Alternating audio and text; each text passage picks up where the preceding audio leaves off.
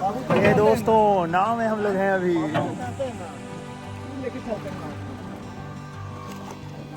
वाह वाह दोस्तों